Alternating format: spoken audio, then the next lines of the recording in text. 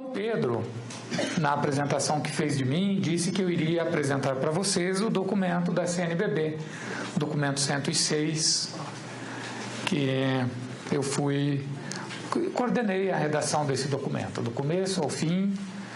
Não sei se tinha alguém de Santo André num seminário que nós fizemos em Aparecida, acho que não tinha naquela ocasião. Tudo começou com um seminário, onde foram pessoas como vocês que estão envolvidas com a pastoral do dízimo, e a partir daquele seminário e dos trabalhos em grupo é que o texto nasceu. Voltou à Assembleia dos Bispos 2 vezes, então não vou ficar comentando o itinerário, mas foi um texto que procurou dialogar na sua origem, procurou dialogar realmente com a experiência do dízimo que já se tem no Brasil e com os desafios que se apresentam. Inicialmente havia uma expectativa de que o documento tratasse de modo mais amplo também questões administrativas e legais. Alguns até se decepcionaram com isso. Foi decidido em Assembleia dos Bispos que o texto se ateria ao aspecto realmente teológico e pastoral do dízimo. E mesmo as orientações práticas que dá, teria em vista isso. E que os outros aspectos legais, contábeis e tudo mais, isso seria apenas acenado e tratado localmente, ou então, oportunamente, a CNBB dá outras orientações. Porque a legislação tem muita variação e nós queríamos um documento que fosse um pouco mais estável. Então, eu vou também apresentar vários aspectos do documento. A minha referência para desenvolvimento do tema é o documento, mas, evidentemente, eu não vou desenvolver todos os aspectos que o documento contém, a não ser que as perguntas de vocês me obriguem a dar uma passeada por mais amplamente. Então, o aspecto espiritual do dízimo, espiritual, teológico, relacionado com a experiência de Deus, ele se encontra principalmente na primeira parte do documento. O documento tem duas partes. A primeira apresenta a compreensão mesma do dízimo e seus fundamentos. E a segunda parte é prática, é de orientações práticas, propostas mais organizativas. Então, o desenvolvimento do meu tema se situa principalmente na primeira parte do documento. E dito logo de saída, a abordagem do dízimo, do ponto de vista espiritual, precisa trabalhar com dois grandes desafios. O primeiro desafio é uma redução do significado do dízimo. O primeiro é reducionista. E o segundo é uma falsificação do sentido do dízimo. É, portanto, uma deturpação.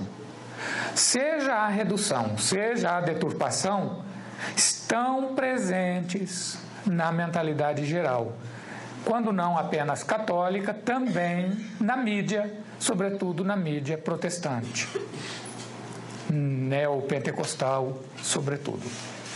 A redução do significado, ela é abordada logo no começo, no número 12 do documento, e é repetida mais à frente no número 41.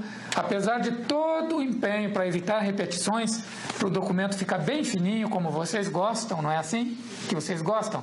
De documento breve, com uma linguagem bem compreensiva, não é isso? Coisa muito ampla, termina não sendo tão prática. E quando a linguagem é muito elaborada, muito técnica, também complica. Então, com a tentativa de fazer um documento breve, com uma linguagem acessível, uma das medidas foi evitar repetições. Mas alguns aspectos tinham que ser repetidos, esse era um deles. Diz assim o número 12. A correta compreensão do dízimo evita que ele seja proposto e assumido unicamente, capricha na compreensão desse unicamente, quer dizer que isso não está excluído, o errado seria unicamente como forma de captação de recursos para as outras pastorais, para a sustentação das pessoas e manutenção das estruturas eclesiais. Se for essa unicamente a motivação, o dízimo está muito reduzido. Todo o aspecto espiritual acabou do dízimo aqui, foi embora. Ele é apenas um meio para outras coisas. As outras coisas podem ser espirituais. A vela do altar, a hóstia, o vinho, as alfaias, são coisas espirituais, que se adquirem com recursos provenientes do dízimo. Isso é verdade. O falso é que o dízimo não seja espiritual em si mesmo, que ele seja só econômico, que ele seja só recurso, só dinheiro. Isso é falso. É a última coisa que o dízimo é. Ele é também, mas é a última coisa. Nós vamos tentar abordar isso. Esse mesmo desafio, eu disse a vocês, ele de algum modo se repete no número 41. O número 41 já está na segunda parte do documento, no capítulo 2, e trata do tema da implantação do dízimo, na fase da implantação do dízimo. Aí, nesse contexto de implantação, faz esta observação. Quando uma igreja particular, uma diocese, opta pelo dízimo, é preciso que ele não apareça apenas como uma das formas de captação de recursos, mas como a forma habitual de contribuição que nasce de uma consciência formada e alimentada pelo Evangelho da gratuidade.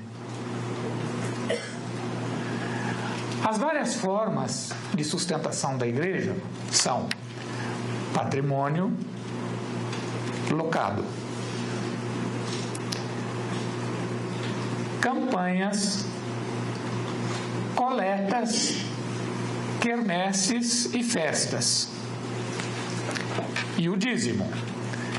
Se a gente põe o dízimo como um item dessa lista, entre outros, e a gente o mantém assim, no nível da motivação, da explicação ao povo, o dízimo nunca dará, ou só por milagre de Deus, dará o seu principal fruto, que é o crescimento espiritual, porque ele é tratado de modo materialista nessa lista. É verdade que a diocese pode ter outros meios, e é bom que tenha, evidentemente. Agora, tem que cuidar de que o dízimo resplandeça como a forma habitual da contribuição dos fiéis, motivada pelo Evangelho da gratuidade. E as outras formas são auxiliares, colaboram e, portanto, nunca ocuparão o lugar central na exposição, na motivação e na prática. O dízimo pode, quando chega no seu auge, pode até ajudar, por exemplo, a aquisição de patrimônio, de bens, mas não pode se confundir com essa lista. Então, a primeira questão a ser eliminada da nossa cabeça para ter uma compreensão espiritual do dízimo é que não é uma, entre outras, uma forma de captação de recursos, entre outras. E a segunda é uma distorção que eu falei. Ela tem jeito de ser espiritual. Ela parece que é muito espiritual, mas ela é falsa e é pior do que essa redução. Pior do que a primeira. Mas é pior mesmo, é absolutamente inaceitável do ponto de vista de uma consciência formada pela palavra de Deus. É inaceitável. É o dízimo como meio de prosperidade pessoal. Você paga o dízimo para ficar rico. Você paga o dízimo para ter uma retribuição material de Deus. Isso está presente, é verdade, na Sagrada Escritura. Está presente. Mas está presente naquelas camadas mais antigas da Bíblia, E ela contradiz, e a gente manter isso desse modo, contradiz o modo como a igreja lê a Sagrada Escritura. Isso está bem explicado, espero que esteja bem explicado, no segundo item do livro, que são os fundamentos bíblicos. É bem caprichado, isso vai do número 13 até o número 27, onde se faz uma exposição resumida, mas devidamente destacada dos elementos bíblicos. E o número 13 faz a seguinte observação, para vacinar contra o problema da distorção, da falsificação do sentido do dízimo. A principal fundamentação do dízimo encontra-se na Sagrada Escritura. E aí vem a observação. A Sagrada Escritura, deve ser lida em comunhão com a igreja que é a casa da palavra, citação de Papa Bento XVI, para se evitar distorções ou reduções de seu significado. E antes de mais nada, é preciso recordar que a revelação divina é progressiva e orientada para Cristo. Tem um progresso na revelação e esse progresso conduz à plenitude, que é a encarnação de nosso Senhor Jesus Cristo e sua paixão, morte e ressurreição. Essa compreensão da Bíblia como testemunho de uma revelação progressiva permite compreender o que é essencial do dízimo e distinguir das diversas formas que ele assumiu ao longo da Bíblia e da história da Igreja. Esse princípio. Então, aquele tema da retribuição, que está no número 27 do documento, aquele tema está presente na Bíblia, mas nas camadas mais antigas, no início, na parte mais primitiva do conhecimento de Deus. Parte que foi sendo superada. É verdade que essa parte teve uma crise muito grande que está testemunhada no Antigo Testamento para ser superada. Um dos testemunhos dessa crise é o livro de Jó. Eu não vou dar aqui um curso bíblico completo, mas vocês devem se recordar a história de Jó. Um homem rico, família grande, nenhuma cárie nos dentes, tudo era bom na vida daquele homem. E o diabo vai na frente, diante de Deus, Satanás, na verdade, vai diante de Deus dizer, mas não é à toa. Deus, você viu? Você andou lá pela terra, você viu? Meu servo Jó, como é fiel? E Satanás diz, mas claro que é fiel, protegido, como é? Tem de tudo, é rico, foi criado no puro iogurte, como é que não vai ser fiel? Tem a pele que é uma beleza. Tira os bens dele para o senhor ver se ele não vai lhe amaldiçoar. E Deus autoriza Satanás, vai e tira. Pode tirar, vamos ver. Olha, vem uma narrativa, vocês lembram da história? Caiu um macho, não sei o que, matou todos os animais e os servos que estavam no campo todos, só sobrei eu que vim para contar. E depois o outro, é tudo assim a história lá. E aí Jó não amaldiçoa. De novo Satanás volta e diz, mas é claro, mas toca no corpo dele, na família dele, toca na família para ver. Aí morrem os filhos todos.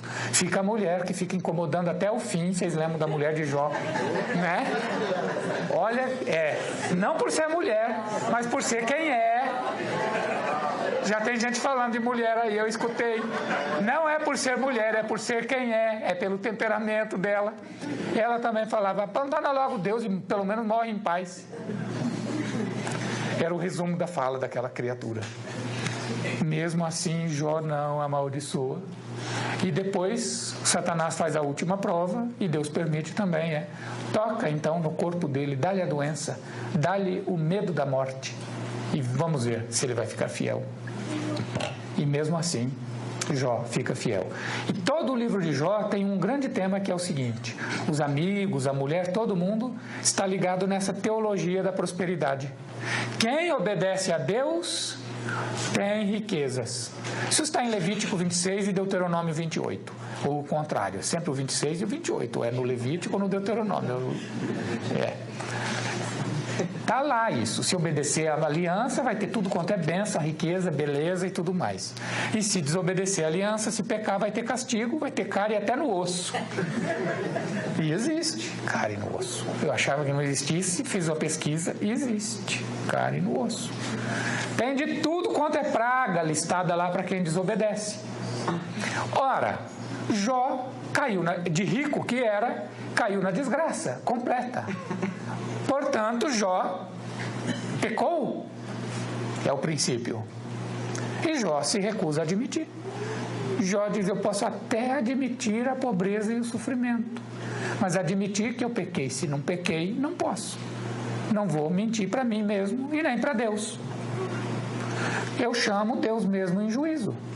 Ele vem e me apresenta a minha culpa. Se eu sou culpado, eu faço penitência. Chega a ser arrogante Jó diante de Deus. No fim, não é tudo muito claro, porque era uma crise, é um ponto importante de uma crise. Isso só vai se esclarecer definitivamente na cruz de Cristo. O livro de Jó, portanto, ele reclama, ele tem necessidade do mistério pascal para resolver esse problema. Ele fica incompleto, mas na direção certinha. E a direção certinha é que Jó reconhece que a riqueza verdadeira é Deus. Se eu tenho a Deus, eu tenho a máxima riqueza.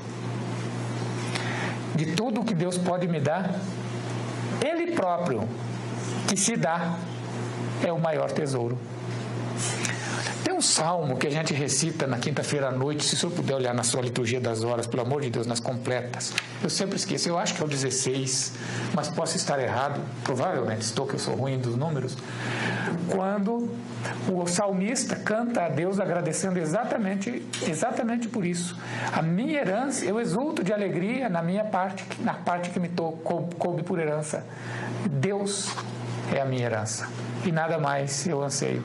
É um poema um poema de um sacerdote que não tinha propriedades, mas se sentia pobre e feliz da vida por estar dedicado inteiramente a Deus. Deus era a sua riqueza.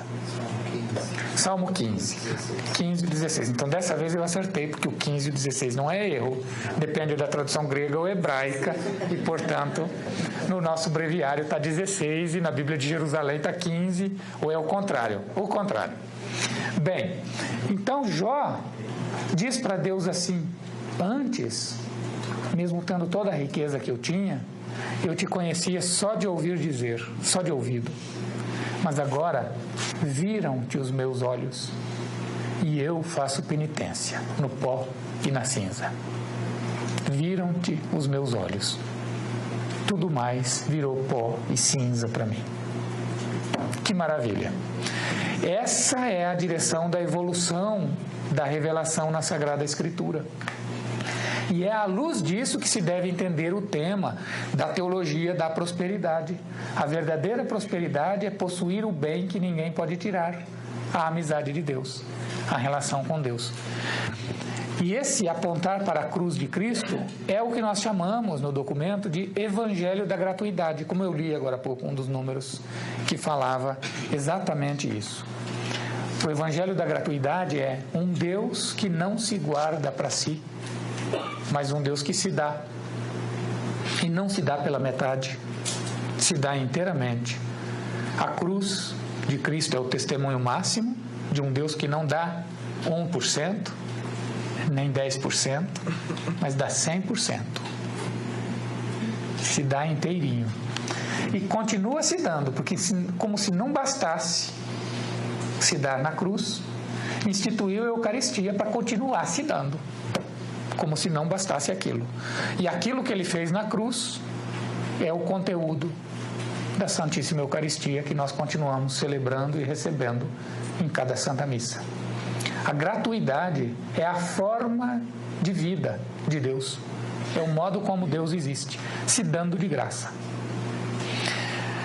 É aí que se liga a experiência espiritual do dízimo.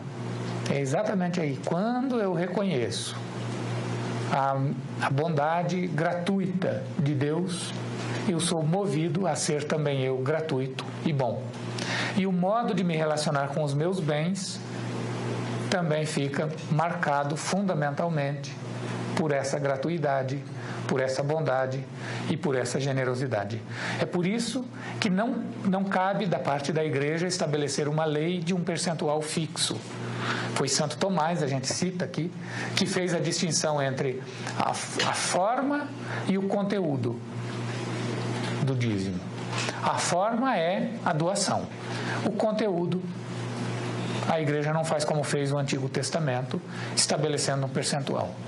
É verdade que já houve leis com percentuais fixos no tempo da união entre a igreja e o Estado, que o Estado estabelecia em forma de lei, coisas assim, e na Europa, no Brasil houve tentativa, mas tem coisas assim. Quando o dízimo por causa da ligação entre igreja e Estado, ele é uma lei, mas na Europa existem outras coisas que não é propriamente desse modo, mas é percentual, é ligado à declaração do imposto de renda, que é o caso da Alemanha, ou então é uma doação também no imposto de renda, mas voluntária, assinalada pela pessoa, é 1 por 1000, ou é não sei quantos por 1000, que é o caso da Itália. Então tem lugares assim.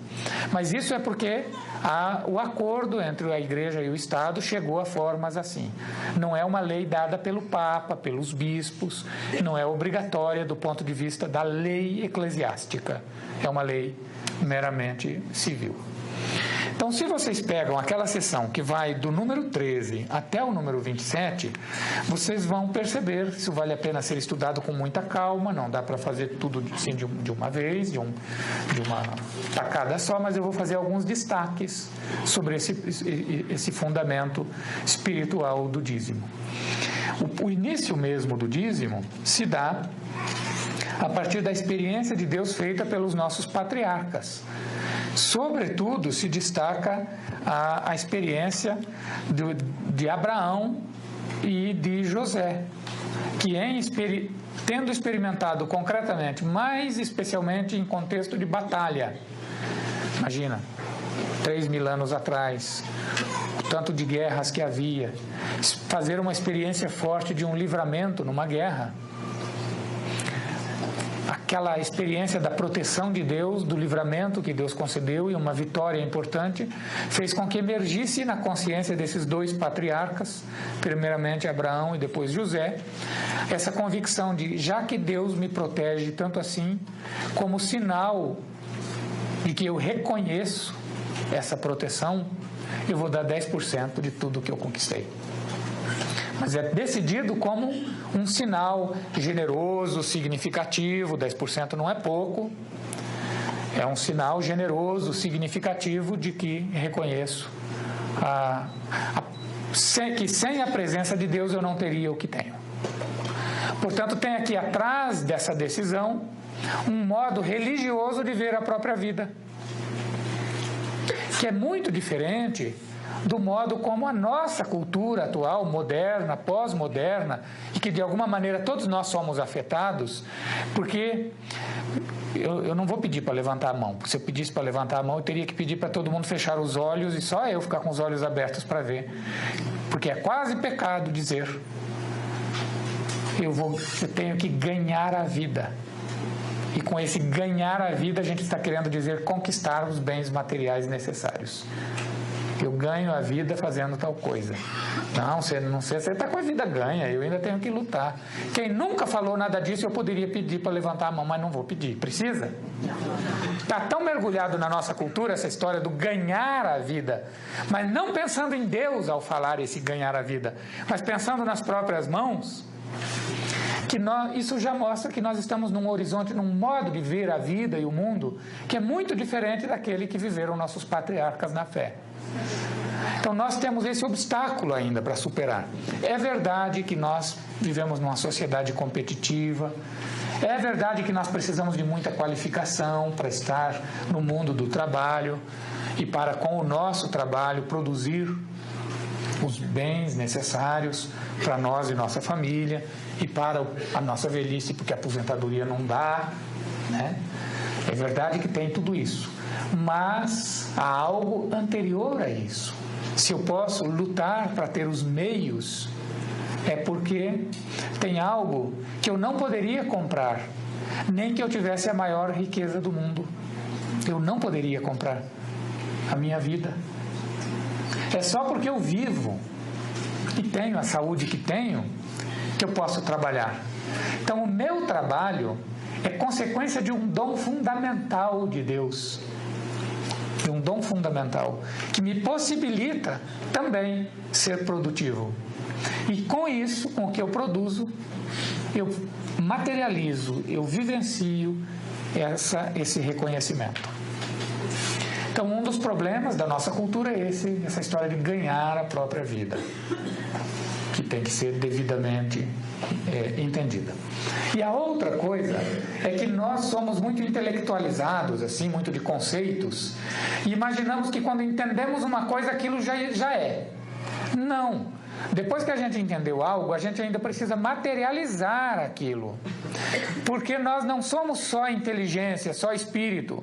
Nós somos corpóreos também.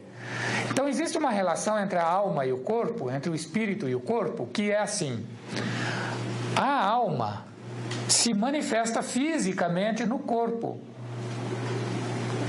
O corpo expressa e compartilha com os outros esses conteúdos, o significado da minha alma e do meu espírito. Só que essa relação entre o corpo e a alma, ela depende de uma opção, de um empenho, de todo um trabalho para eu me configurar na minha existência corporal de acordo com aquilo que está no meu espírito, com aquilo que está na minha alma. Isso que eu estou fazendo nesse momento é um resumo de antropologia.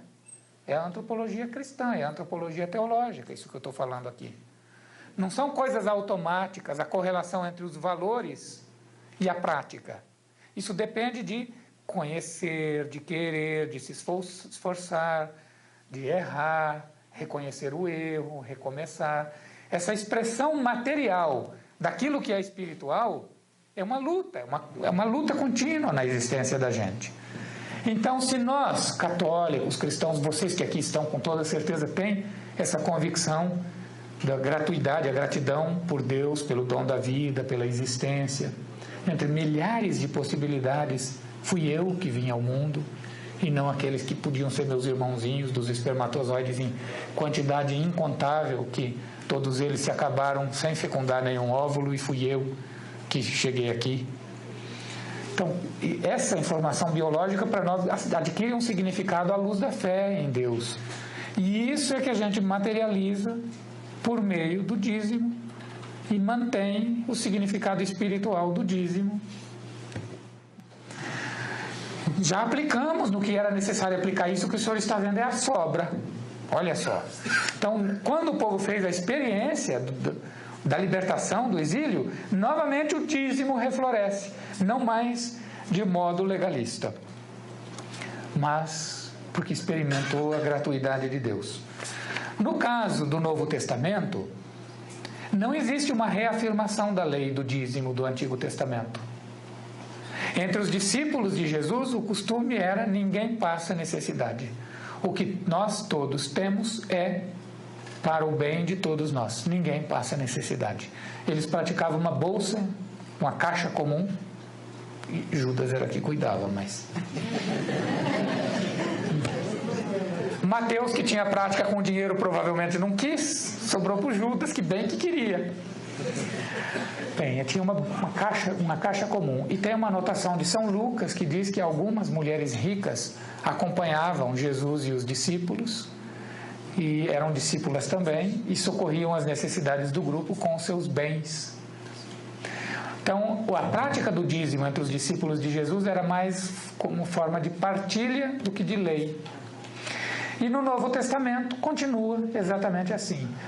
E adquire forma, inclusive, de coleta feita numa comunidade para cristãos de outra comunidade que era inteirinha pobre, e os bens deles já não eram suficientes para socorrer as necessidades de todos.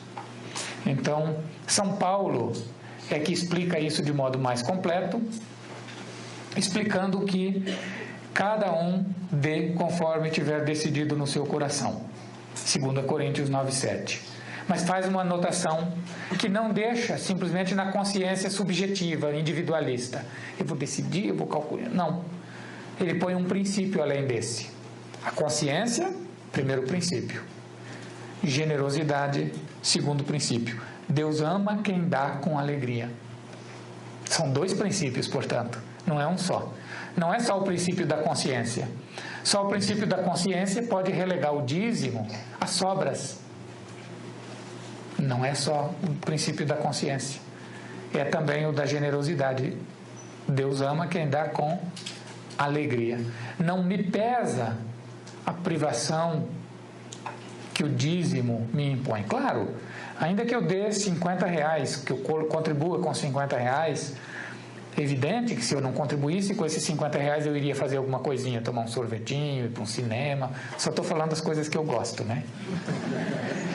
É evidente que daria para fazer isso. E como uma pessoa é generosa e oferece uma quantia significativa, faz falta para uma ou outra coisa, principalmente para o supérfluo da vida. Para a comida, provavelmente nunca vai fazer falta. Para ter que sair de casa sem roupa, também não. Quem sai com pouca é por outro motivo, não é por causa do dízimo, certamente. Calor, evidentemente. E calor não é nada engraçado, né? É horrível. Bem, então só o princípio da consciência colocaria o dízimo numa conta dos deveres do mês. Mas o segundo princípio junto com esse, que é o dar com alegria, do ser generoso, do manifestar contentamento mesmo, para poder contribuir, é o segundo princípio e que conduz a experiência do dízimo na história da igreja. O número 25 tenta fazer uma espécie de resumo do percurso bíblico, dizendo assim: este percurso bíblico, sumário, as suas linhas mais gerais, cada uma dessas experiências daria para ter um encontro de formação só sobre, porque tem muita beleza, né? Leva a perceber que a consciência do dízimo brota do reconhecimento a Deus e da gratidão a Ele. Portanto, o dízimo é espiritual. Parte do reconhecimento e da gratidão. É espiritual o dízimo. A identidade do dízimo fundamental é essa, espiritual.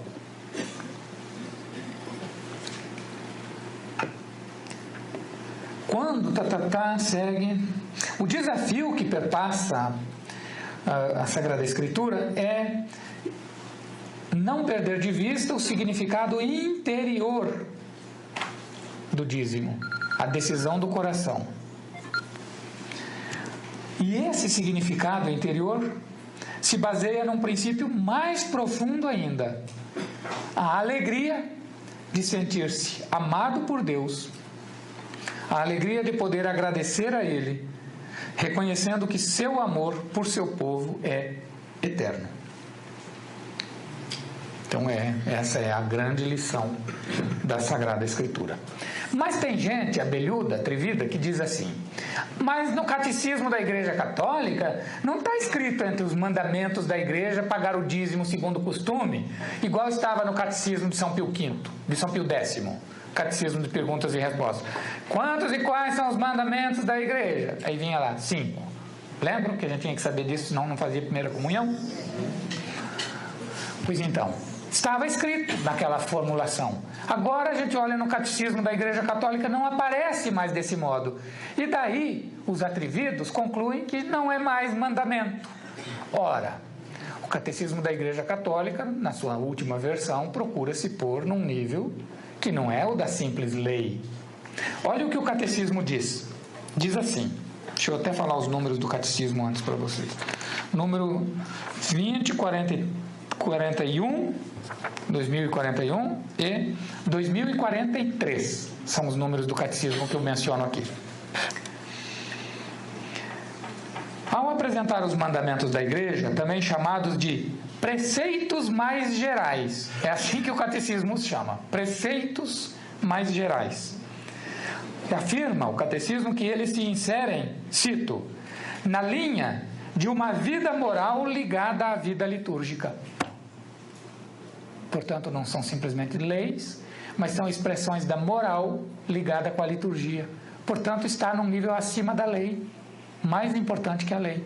Porque na igreja, a Sagrada Liturgia é o que há de mais importante. E a convicção moral, a conduta moral, é o resultado. A moral cristã brota dos sacramentos, não das leis. Leis são apoios, são andaimes, são ajudas. A fonte da moralidade cristã, a fonte são os sacramentos. Então, O quinto desses preceitos é, cito, ajudar a igreja em suas necessidades. Ainda acrescentando o seguinte esclarecimento, que cada fiel o faça conforme as próprias possibilidades. E depois ainda faz uma observação de que tem que ter sensibilidade com a justiça social. Portanto, não é que o dízimo não esteja presente.